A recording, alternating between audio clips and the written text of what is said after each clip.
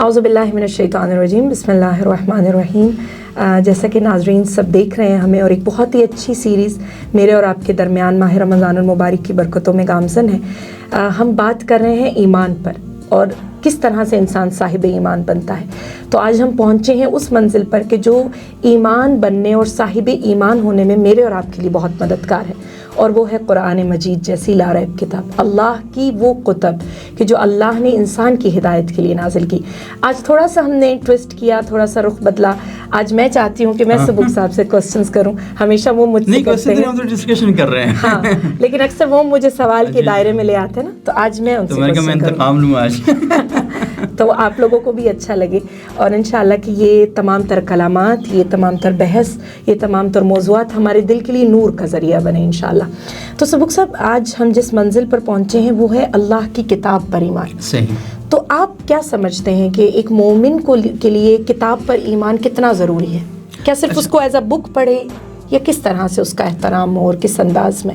اچھا دیکھیں، یہ جو قرآن کتاب کی بات کرتا ہے، ایک تو یہ ہے کہ اس نظام کائنات کے اندر جتنے بھی انسان آئے ہیں ان سب کی ہدایت کے لیے اللہ تعالیٰ نے انبیاء بھیجے ہیں، اور ہر نبی کو کتاب دے کر بھیجا ہے۔ سارے نبیوں کے پاس کتابیں تو نہیں تھیں، لیکن جو رسول تھے ان کے پاس کتابیں جو تھیں وہ موجود تھیں۔ اور یہ اصل میں کتاب ہے کیا؟ قرآن کہتا ہے نا، ھذا کتابنا ینطق علیکم بالحق۔ یہ جو کتاب ہے، یہ کتاب اصل میں قانون کے معنی میں استعمال ہوا ہے یہاں پہ، کہ یہ زندگی گزارنے کا جو کوڈ ہے وہ یہ ہوگا، پیٹرن جو ہوگا وہ یہ والا ہوگا، اور آپ نے ہدایت کا جو پیٹرن ہے وہ سارا اسی کے مطابق چلے گا۔ تو یہ جو اللہ تعالیٰ کہتے ہیں کہ یہ کتابیں اصل میں قانون کی کتاب ہیں، کہ آپ نے ان سے ہدایت بھی حاصل کرنی ہے، فرد کو کیسے چلنا ہے، معاشرے کو کیسے چلنا ہے، ذمہ داریاں کیسے ادا کرنی ہیں، اور نتیجہ اصل میں اس کا جو ہے وہ کیا ہم نے نکالنا ہے۔ بہت خوبصورت آپ کا یہاں پہ میں اگر ایک جملہ ایڈ اپ کروں نا، کہتے ہیں کہ قرآن اللہ کی گفتگو کا نام ہے، واہ بالکل، کلام الہی۔ اور کہتے ہیں نا کہ جب علامہ اقبال قرآن کی تلاوت کیا کرتے تھے تو انہوں نے ایک تلاوت کی اور انہوں نے قرآن بند کر دیا، اور ان کے والد محترم آئے اور انہوں نے کہا کہ علامہ اقبال قرآن پڑھ لیا؟ تو انہوں نے کہا ہاں میں نے پڑھ لیا۔ انہوں نے کہا کیسے پڑھا؟ کہ بس 50 آیات 30 آیات پڑھ لیں، اور یہ تو اس وقت ان کے والد محترم کہتے ہیں کہ علامہ اقبال قرآن ایسے پڑھو جیسے تمہارے قلب پہ نازل ہو رہا ہے۔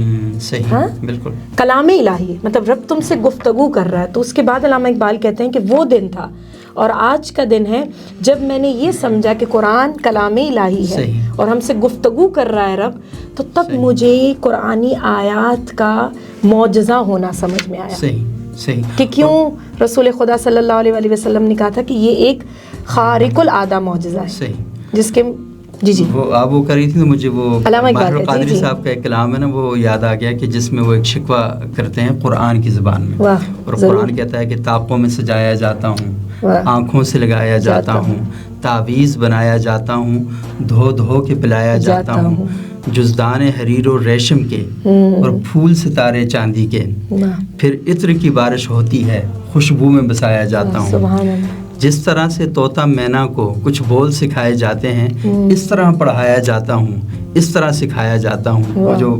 حفظ کرایا جاتا ہے۔ بالکل، تو پھر قرآن کی ایک اور جو ضرورت ہے وہ ہم کیسے پوری کرتے ہیں کہ جب قول و قسم لینے کے لیے تکرار کی نوبت آتی ہے، پھر میری ضرورت پڑتی ہے، ہاتھوں میں اٹھایا جاتا ہوں، دل سوز سے خالی رہتے ہیں، آنکھیں ہیں کہ نم ہوتی ہی نہیں، کہنے کو میں ایک ایک جلسے میں پڑھ پڑھ کے سنایا جاتا ہوں، نیکی پہ بدی کا غلبہ ہے، سچائی سے بڑھ کر دھوکا ہے، ایک بار ہنسایا جاتا ہوں، 100 بار رلایا جاتا ہوں، یہ مجھ سے عقیدت کے دعوے قانون پہ راضی غیروں کے یوں بھی مجھے رسوا کرتے ہیں، ایسے بھی ستایا جاتا ہوں، کس بزم میں مجھ کو بار نہیں، کس عرس میں میری دھوم نہیں، پھر بھی میں اکیلا رہتا ہوں، مجھ سا تو کوئی مظلوم نہیں۔ تو ابھی دیکھیں نا، یہ قرآن کی جو ایک پوری فریاد ہے کہ وہ آیا تھا کس لیے، کتنی خوبصورت گفتگو کہ مظلومیت سے قرآن سمجھ میں آتی ہے، تاکوں پہ بھی سج رہا ہے، حفظ بھی کرایا جا رہا ہے، لیکن قرآن کو اس انداز میں کلام الہی، میرا رب مجھ سے گفتگو کر رہا ہے، وہ مجھے احکام بتا رہا ہے، وہ نہیں بنیادی بات ہے، اسی لیے تو کہا کہ کتابوں پر ایمان جب تم نے لانا ہے تو کیسے لانا ہے۔ تو ہم نے اصل میں اس کو ثواب کی کتاب، اور اس پہ جلسوں کے شروع میں ختم میں پارلیمنٹ کا اجلاس ہوتا ہے، قرآن کی تلاوت سے شروع ہوتا ہے، اور پھر اس پر سارا عمل قرآن کے خلاف ہوتا ہے، عدالتوں میں بڑی بڑی آیتیں قسمیں اٹھائی جاتی ہیں، ہاں عدالتوں میں اچھا وہ پہلے حلف جمع کرواتا ہے, بالکل وہی جھوٹی قسم اٹھانے والا وہ پہلے حلف جمع کرواتا ہے کہ میں اللہ کو حاضر نازلان پہ قرآن پہ ہاتھ رکھ کے جو کہوں گا. ہاں بالکل بالکل. تو یہ سارا تو اصل میں ہم نے قرآن کو مذاق بنا دیا. لیکن ہم بہرحال ہم کیونکہ صرف قرآن کی بات نہیں کر رہے, اللہ تعالیٰ کا جو سلسلہ ہدایت ہے وہ انبیاء کی صورت میں بھی ہے اور کتابوں کی صورت میں بھی ہے. تو کتابوں میں جو قرآن میں اللہ تعالیٰ کہتا ہے نا کہ آمن الرسول بما انزل الیہ من ربہ والمؤمنون, سورہ بقرہ کی آیت نمبر 285 ہے کہ ہم ایمان لائے جو کچھ اللہ کی طرف سے نازل ہوا. تو بندہ مومن تورات پر ایمان لائے بغیر مومن نہیں ہو سکتا, انجیل پر ایمان لائے بغیر مومن نہیں ہو سکتا, اور اس کے علاوہ زبور پر ایمان لائے بغیر مومن نہیں ہو سکتا. ہم تو اصل میں اس دنیا کے اندر جسے کہتے ہیں ہم آہنگی اور یکجہتی کی فضا پیدا کرنے والی قوم ہیں کہ ہم تو کہتے ہیں کہ مسیحوں پر بھی ایمان لانا ہے, جناب مسیح پر بھی ایمان لانا ہے, کیونکہ اللہ نے تو کتابوں کا ذکر کیا. اللہ نے یہ تو نہیں کہا صرف قرآن پر ایمان لیا. جب کتابوں پر ہے تو پھر ان کے فرقوں کو بھی تم نے اجتماعیت میں لے کر آنا ہے. کو ہم نے کرنی ہے, ہم سے بات چیت کرنی ہے, ہمارے ان سے اختلافات ہو سکتے ہیں لیکن بات چیت ہم کریں گے. لیکن بات بنیادی یہ ہے کہ جن کتابوں پر ہم ایمان لائے ہیں وہ کتابیں ہمیں یہ بتاتی ہیں, یہ پڑھاتی ہیں, یہ سمجھاتی ہیں کہ آپ نے کیسا معاشرہ قائم کرنا ہے. اچھا, یہ قانون کی کتاب. سبق صاحب یہاں پہ اگر میں آپ سے کوشچن کروں کہ جو ہماری یوتھ ہے وہ پی ایچ ڈیز بھی کر رہی ہے, ایم فل بھی کر رہی ہے, سب کچھ ہو رہا ہے یہ دنیاوی تعلیمات میں, لیکن جب قرآن کی بات آتی ہے تو بڑا دکھ ہوتا ہے کہ وہ پی ایچ ڈی پہ پہنچی ہوئی لڑکی, وہ ایم فل پہ پہنچی ہوئی لڑکی, سوائے قرآن کو ختم قرآن کے علاوہ اس نے اس کو کسی اور لیول پہ ہی نہیں لے کر گئی. تو آپ کیا پیغام دینا چاہیں گے یوتھ کے لیے کہ ہم کس طرح سے قرآن کے ساتھ جڑ جائیں؟ اچھا رضا صاحبہ, دو باتیں میں کروں گا, پتہ نہیں کرنی چاہیے نہیں کرنی چاہیے. جی ضرور. پاکستان میں ہمارا ایک کانسٹیٹیوشن ہے انگریزی زبان میں, اور ہمارا جو مذہبی ہدایت ہے وہ عربی زبان میں اور وہ انگریزی زبان میں. نہ ہمیں انگریزی آتی ہے نہ ہمیں عربی آتی ہے, دونوں زبانیں ہمیں نہیں آتی, اور دونوں زبانیں ہمیں پڑھائی جاتی ہیں جس طریقے سے پڑھائی جاتی ہیں اس کے نتائج ہمارے سامنے ہیں. تو اصل میں ہم نے نہ اپنے قانون کو سمجھا نہ اللہ کے قانون کو سمجھا. اور دنیا کے اندر آپ کو پتہ ہے کہ سب سے زیادہ جو پڑھی جانے والی کتاب ہے نا وہ قرآن مجید ہے. سب سے زیادہ شائع ہونے والی کتاب قرآن مجید ہے, اور سب سے زیادہ نہ سمجھ کے پڑھی جانے والی کتاب بھی قرآن مجید ہے. اس سے بڑا فراڈ, اس سے بڑا دھوکہ اور کیا ہو سکتا ہے؟ اور مجھے یہ بات بتائیں نا کہ آپ مجھے کہیں کہ ہمارا آپس میں ایک تعلق ہے, ایک رابطہ ہے, آپ مجھے کسی کام کا کہیں میں کام نہ کروں اور اگلے دن پھر ہنستا ہوا آپ کے سامنے آ جاؤں, اور آپ کیسی ہیں میڈم, آپ ٹھیک ہیں, خیریت سے, آپ کے کل جو میں نے کام کیا وہ ہو جائے گا انشاءاللہ ہو جائے گا. تو میں آپ کے ساتھ چکر کر رہا ہوں نا, فراڈ کر رہا ہوں. تو مسلمان صبح و شام اللہ کی طرف سر اٹھا کر کہتے ہیں یا اللہ تیری کتاب پر ایمان لائے, یا اللہ تیرے رسولوں پر ایمان لائے.